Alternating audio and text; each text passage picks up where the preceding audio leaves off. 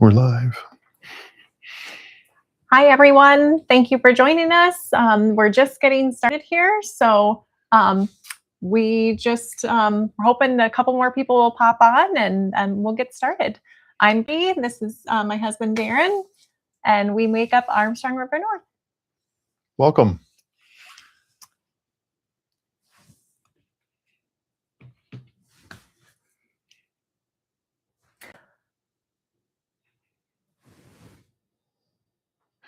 So does that one mean somebody's actually watching us? Hi, somebody actually watching us. As you can tell, this is our second live ever. Yeah. Darren is brand new to the YouTube world, other than just a watcher of other YouTubers.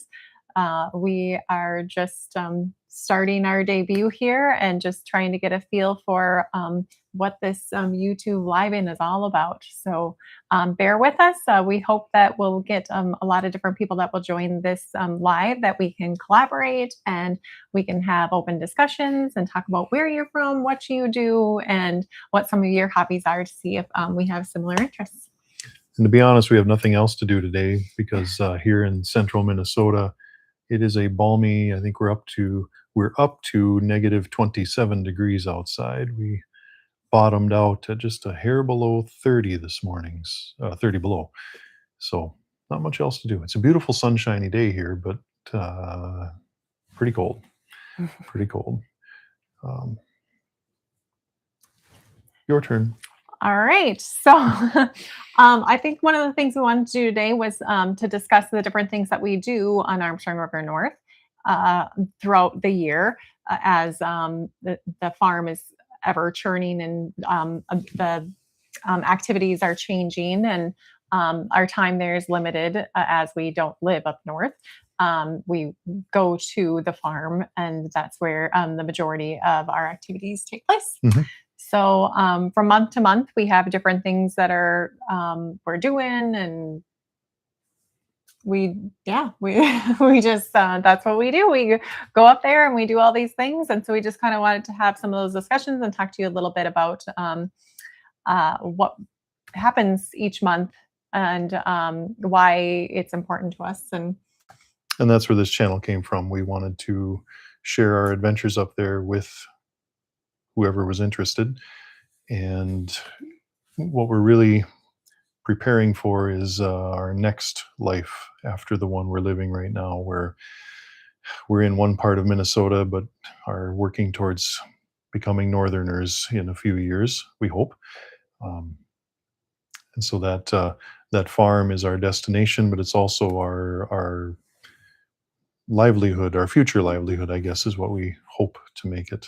So from gardening to foraging to hunting and fishing to just recreational activities like snowshoeing, skiing, four-wheeling. What am I missing? Well, and of course, everything. trail Yeah. cameras. If you've taken a look at our channel so far, you'll see that it's very heavy to trail camera footage, which is one of our favorite hobbies, right? Well, I think one of the things that we really enjoy about having a YouTube channel, even if it's just something that we do for fun, is being able to share the things that we enjoy seeing with other people that enjoy the same content, between gardening and trail camming and traveling and just preserving the land and the area that we enjoy. Being able to share that interest with other people, even if it is just through a short clip, a short video that we've captured on trail cameras or on our phones when we've been out traveling. It's just nice to be able to have other people enjoy that content as well, because it's something that we've really found that we've enjoyed for many years. And sometimes it ends up just on your phone or just on your computer or on some flash drive, and nobody ever gets a chance to enjoy it or see it, and other than us. And so it's nice to be able to share that with the world, the YouTube world, and our subscribers and the people that watch our channel. So I think that that's one thing that I've really gotten from it myself, even if it's not something that ends up growing into anything beyond that. At least we're able to share it with people and spread a little bit of that joy to them. So, And the farm that we talk about on Armstrong River North is the farm that I grew up on.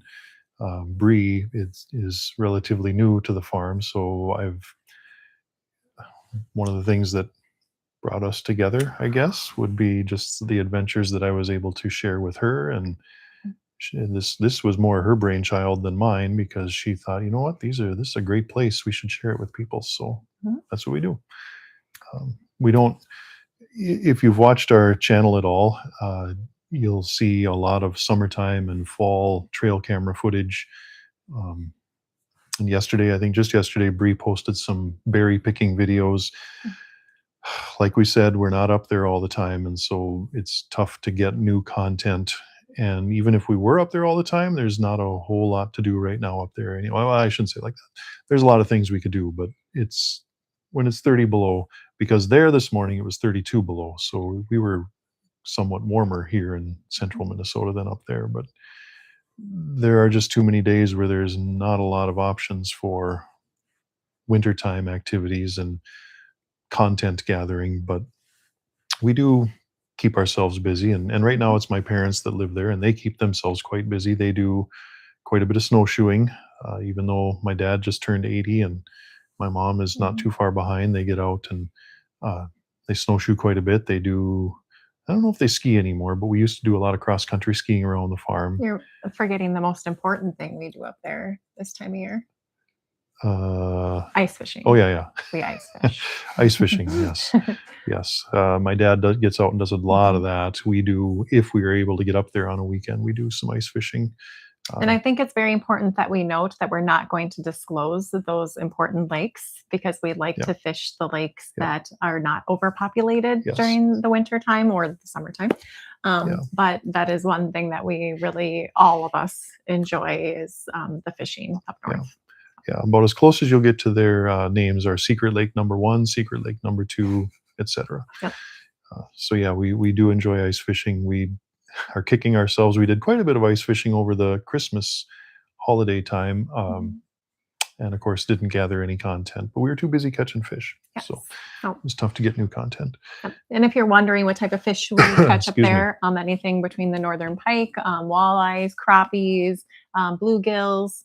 Um, I'm not going to speak to the size of the recent catches, but Well, we did okay on walleyes on Secret Lake number 4 during Christmas, and Mhm. and when I say we, I mean Bree. I put people on fish. She catches the fish. So It's not always the case, but yeah, we're gonna just usually, pretend that that's it. yeah. So that's some of the things that we do.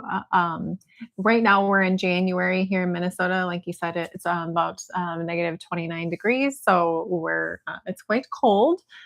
So we have to entertain ourselves with other things and to plan for the spring and summer months and leading into the fall of all those adventures that we have. So some of the other things that Darren and his folks do, and I help make sure that they pick out all the right ones, is like the garden planning and make sure that we've picked out all the things, the seeds and things that we're going to want to plant come springtime. So, We just sent in my parents, I guess, sent them in, but we just sent in seed orders last weekend to a couple of different companies that shall remain unnamed for now.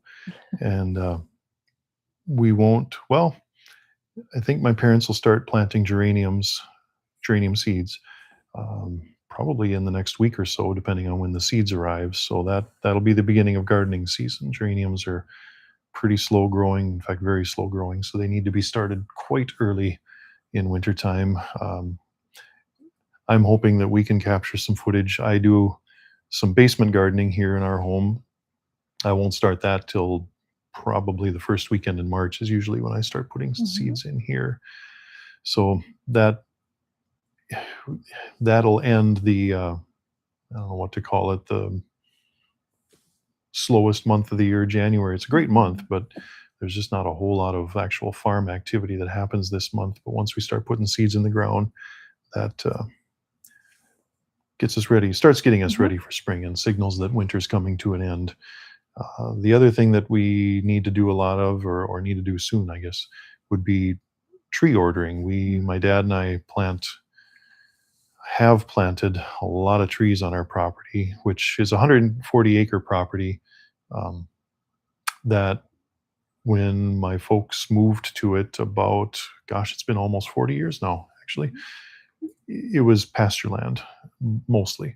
So of those 140 acres, I'd say 120 of it were open pasture land, and my dad and I have been converting a lot of that back to natural habitat through tree planting. Most of it uh, supported with the Conservation Reserve Program (CRP) monies. We started that in 2003, I believe, was the first year we started tree planting, and And I think it's important to note too, because I feel like you can appreciate a lot more for what they're doing, is they do it all by hand. So they're not using, big machinery or anything. well, They're hang out on. there with a shovel. It's mostly. The very Mostly. first year, I'll correct you just a little Yeah. bit. The very first year, we planted roughly 15,000 trees. Those were not all by hand. We did have a tree planting machine that year. However, They since cheated. then, since then, it's been by hand. Whether it's 500 trees a year, I think we've done a couple of years where we did about 1,000 trees. It's shovel and work. But over the years now, we believe we're pushing 30,000 trees that we've sunk into our land, most of them evergreens, white spruce, Norway pine, jack pine, a little bit of white pine, but those are like deer candy, so we don't plant as many of those as we used to. And Uh, if you're a Minnesotan like we are, you probably know that that could potentially be happening on a very hot day, very sunny day. It can be on a very cold, windy day, maybe a little mist. Also, the bugs, lots yeah, and lots of bugs. yeah, So it's not a fun experience, but it's something that needs to get done because it's something that we feel like is important for the property and just in general. yeah. So that's not one of my favorite hobbies, but it's something that we do. So, Well, it actually is one of mine. I love sinking trees into the ground and then watching them grow. and I'm more than Um, happy to let him do yeah.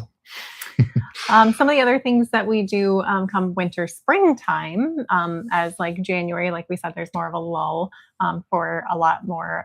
Like our busiest time of year is happening um, more like the spring, summertime, but like the winter, springtime is sap collection. So his folks will usually go out on the land or another chunk of land and start collecting sap for maple syruping. That's something that the whole family just really enjoys having that. And we enjoy having that for granola and for our morning breakfasts and just something we've had for Yeah. how many years now? My folks started sapping, syruping. It's been about 25 years, I suppose, since Yeah. they've started, and it took a half a dozen years or so for them to really figure out Mhm. how to do it. I know the process, but I've never actually done it yet. But my folks do a lot of it, and in these next few years, we hope to do more of it too.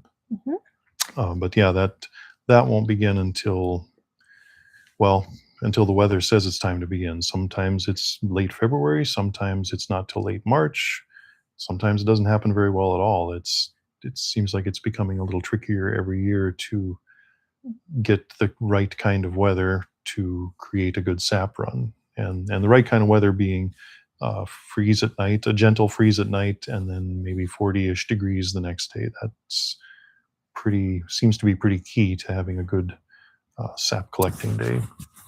And if you're a true Minnesotan and you are used to the cold weather, you maybe like a day or so where the cold weather isn't so bad and you can 30-degree weather, 40 weather you look forward to. And that's the best type of weather that I enjoy ice fishing. So that's another thing. It's probably the nicest ice fishing weather that we've come For sure, across yeah. is that late winter, early springtime fishing where you can just sit out on a bucket or chair on the ice with the sun shining and sit and just catch crappies all day.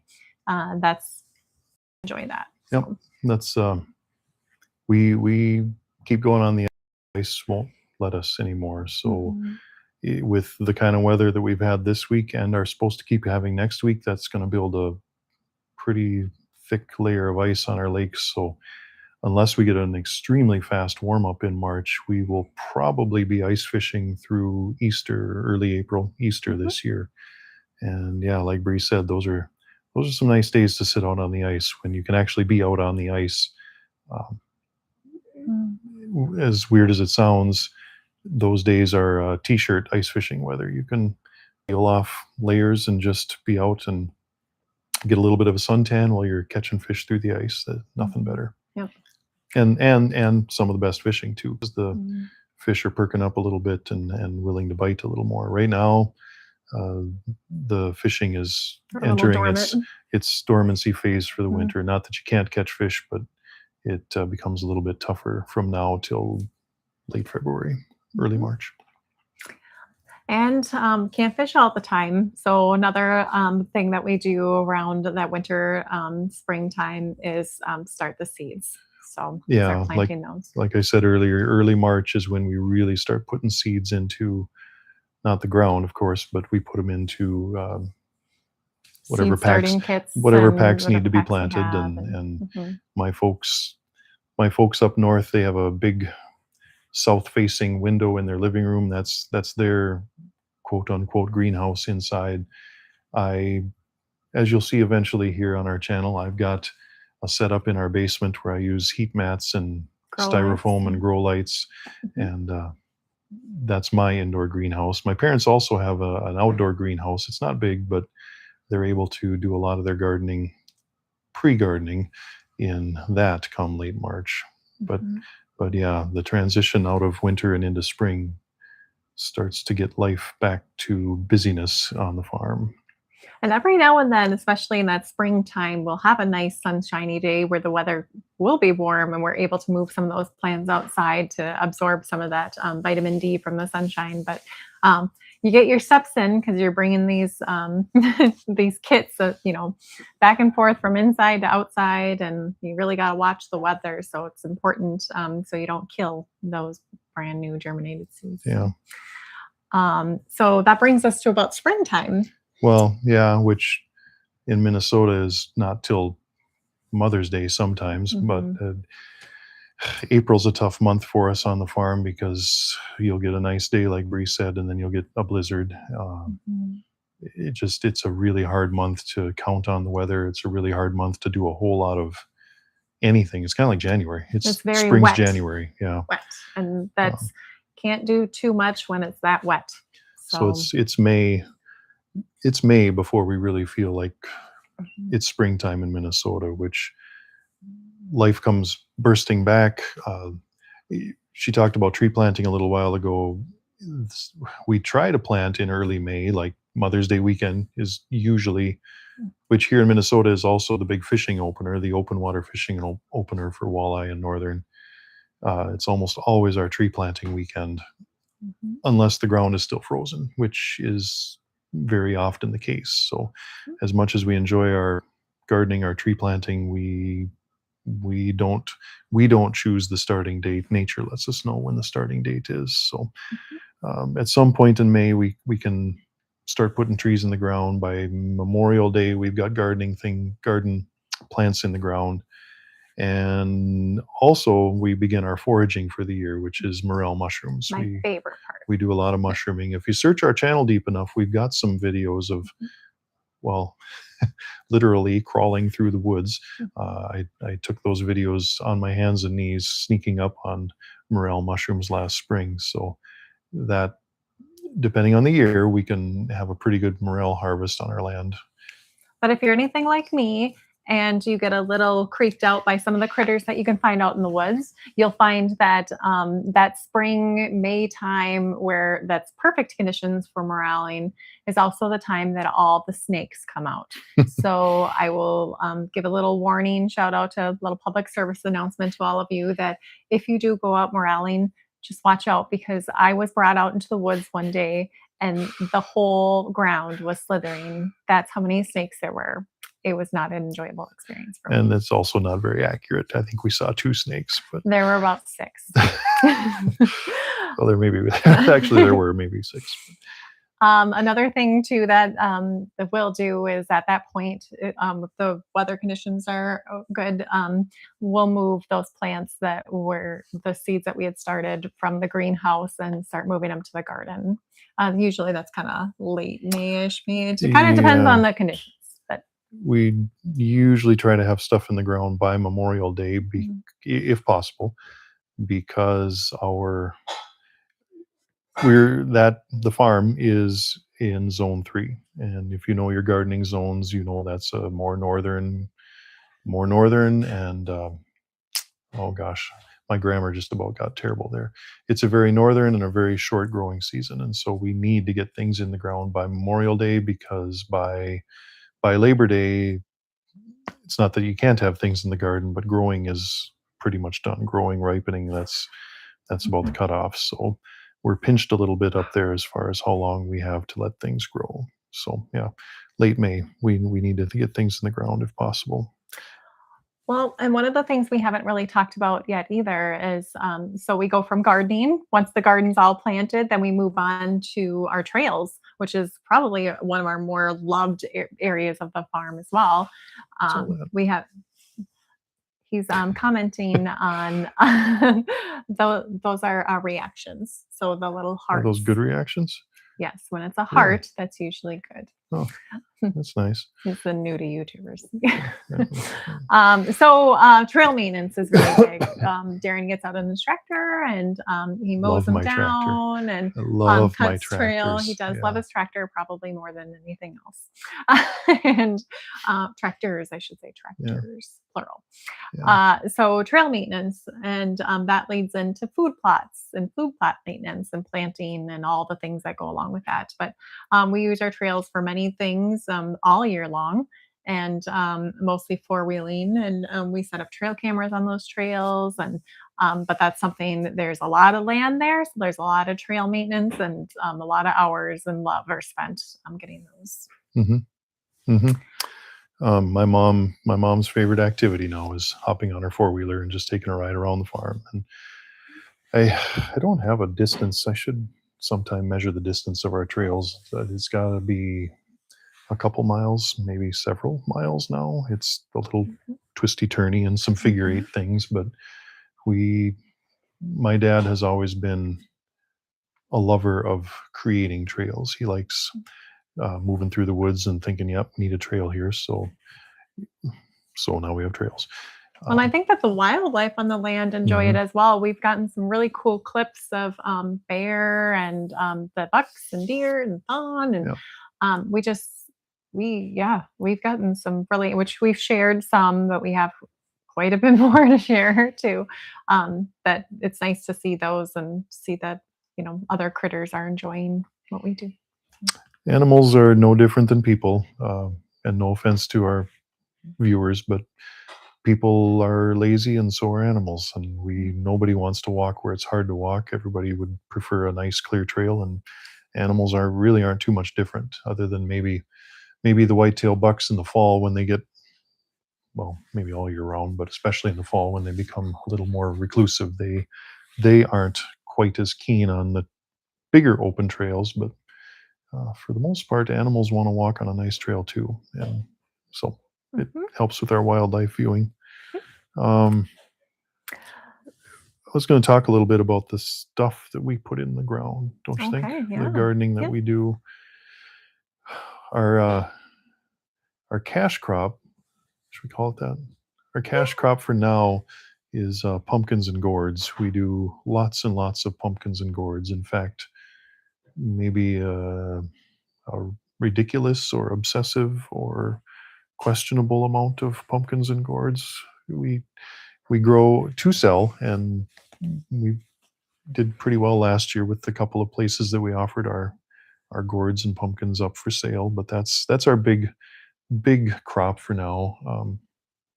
I've been dabbling in garlic the last few years.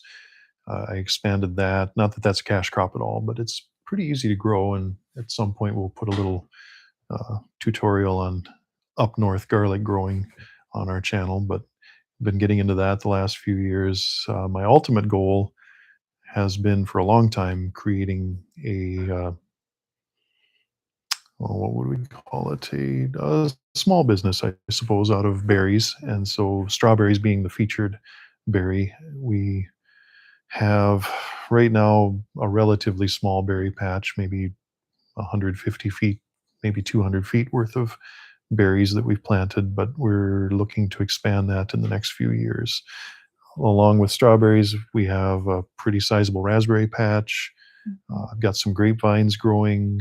Um, Wild plums, we harvest, well, we don't harvest that many, but we could harvest bucketfuls of wild plums off of right around the yard, actually. But that's not garden, is it? I was going to talk about Honeyberries, gardenings. Honeyberries, raspberries, raspberries, wild blueberries, grapes. We grapes, have cherry trees. pears. Yeah. We've really tried to focus on some fruit Mhm. crops that are not easy to grow up in that north neck of the woods, but that's why we're working on it, to try to get a little niche up there. But strawberries for sure are crop number one for us.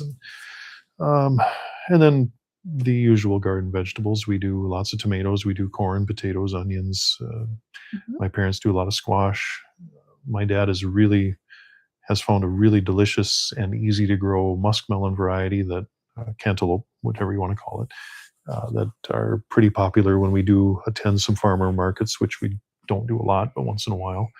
Um, I don't know what else did I want to talk about. I think those were the main things that I Yeah. wanted to put out there that we grow. It's the pumpkins and gourds are crop number one, but in the next, I hope, maybe 5 years, strawberries become king on our land. Mhm.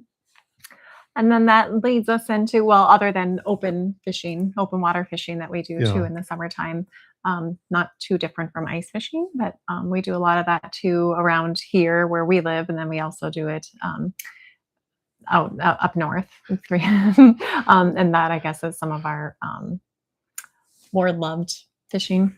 Hmm. But that leads us into fall. So the final season of the year. And that's something that I guess you could say that's when all the harvesting takes place, and the preservation of or the preserving of all of these fruits and vegetables and canning and all the things to make sure that all of that hard work doesn't go to waste. And it is a lot of work. Summertime Mhm. is we we don't fish very much in the summer simply because we are pouring most of our hours into the work on trails and gardens and trail cameras and food plots, and so there aren't a lot of leftover minutes to get out in the boat. But all that hard work of summer then becomes fall's hard work, especially September, because that's our big harvest month.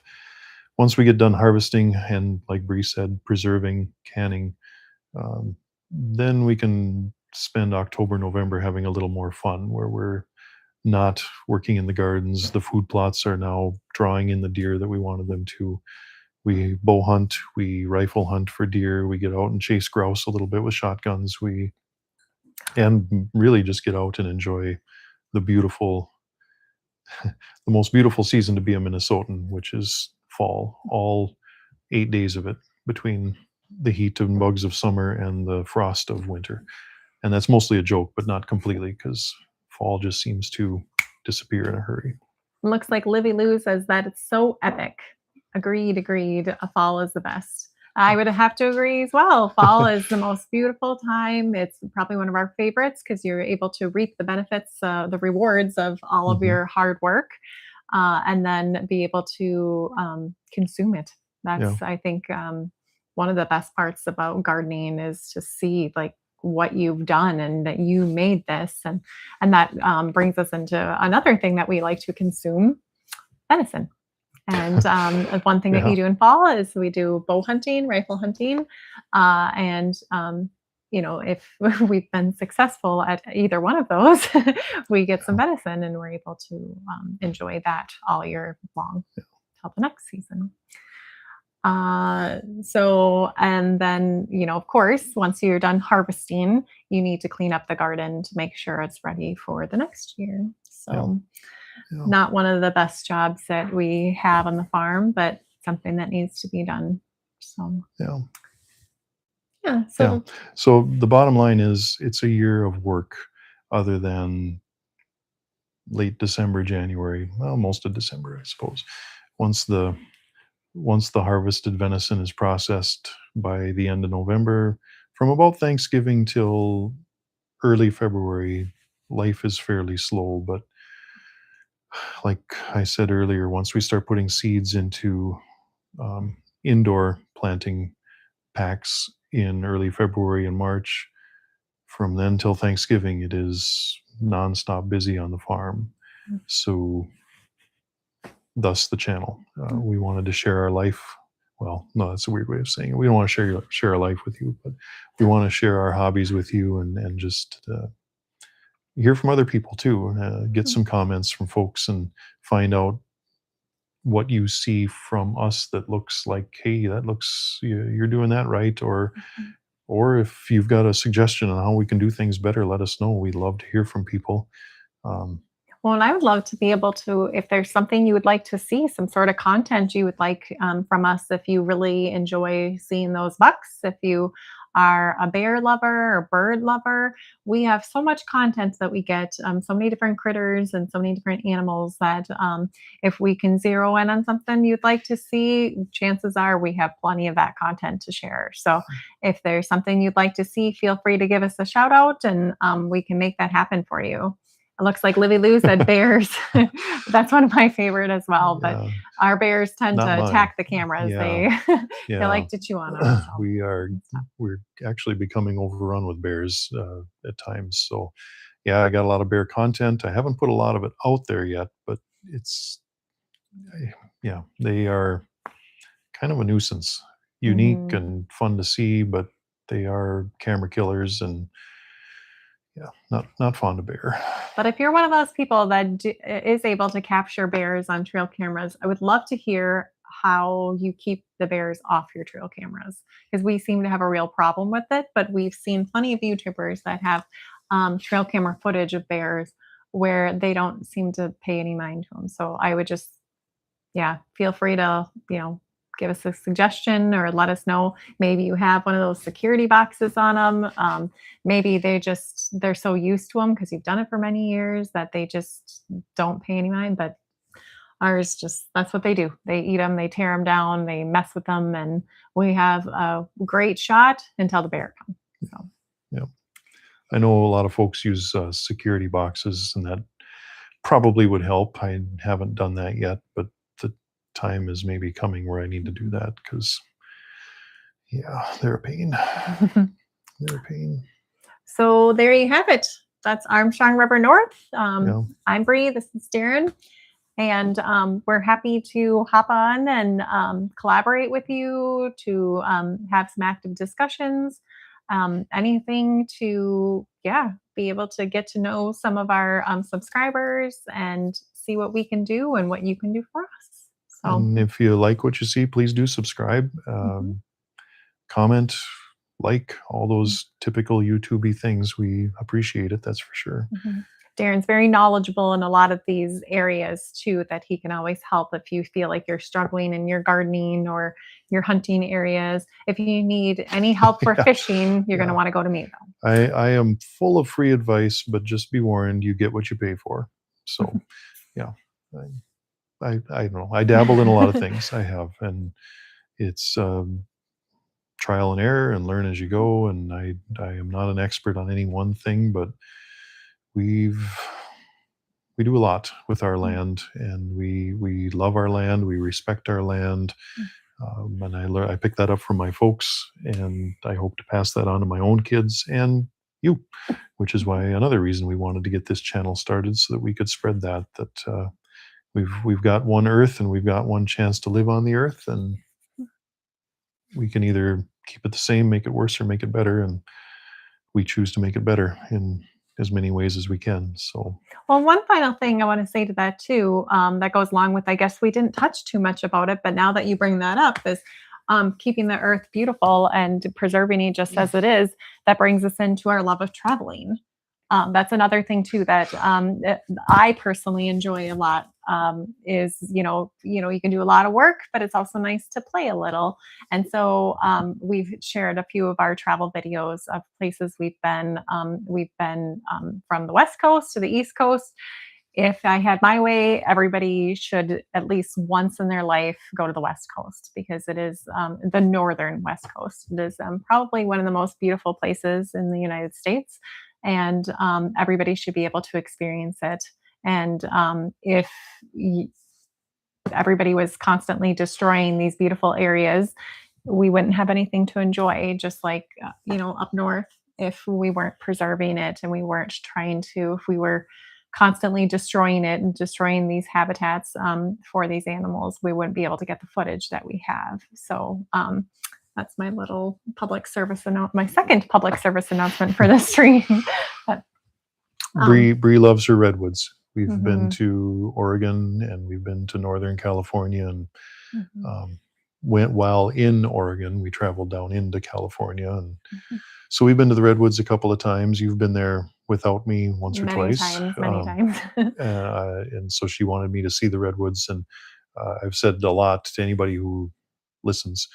After seeing the redwoods, our beautiful Minnesota trees here are pretty much like a forest of toothpicks. Yeah.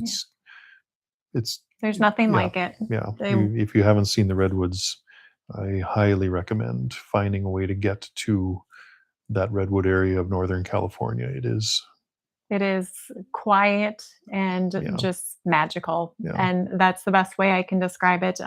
When I had first brought the idea up to go there to Darren, he was like, "It's just a bunch of trees. I've seen big trees." I I don't thi thought I had. Yeah, Yeah, and I don't think you understand the magnitude of what those giants are until you've stood at the base of one and you've seen the size of the bark, and you've just seen these trees have been there for what is I mean, thousands upon thousands of years. The General Sherman, which is a personal bucket list item of mine, has stood there through generations, and to be able to see that still standing, and that there are humans that work to preserve it and keep it alive through the wildfires that they fight out west. And just different elements and things, and people can tend to destroy things as well. That's pretty awesome because it's just so grand. And so if you get a chance, get out there, see it. It's beautiful. Thank me later. Um, but we don't do tons of traveling. I'll do tons of It's traveling's expensive and Mhm. time consuming, and so we don't make a lot of trips, but we try to make them count when we do. And I traveled a lot as a kid, yeah, and it's nice to be able to get out of the norm, everything you see every day, and see the world and see something beautiful and something that's just going to open your mind to yeah, something more. And a couple of years ago, we went out to Maine, and there were some beautiful places there. We traveled into New Hampshire, which I guess we enjoyed more than Maine. yeah. Nothing against any of you Maine people. Mainers, It yeah, is very nice, but it was definitely more of a humid Minnesota. yeah, So, with a whole lot of winding roads that made some of us sick traveling yeah, those winding roads. yeah. But So it was nice to get on our straight roads here in Minnesota. But yeah, um, yeah, we enjoy it, but the thing that we enjoy more is being on the farm. So, yeah. and being able to do this and share that love of the farm and of what we do with you. So, thank you for joining us today. And we look forward to our next live stream and being able to collaborate and discuss and Yeah, and it's share with all of you. holy cow, it's warming up out. We're up to about 22 below. So we're gonna 22 oof, below. yeah, we're gonna have to end this soon and get out and enjoy the weather. Thank you again for joining us, and we'll see you on the next live. Thank you. Have a great Bye. day.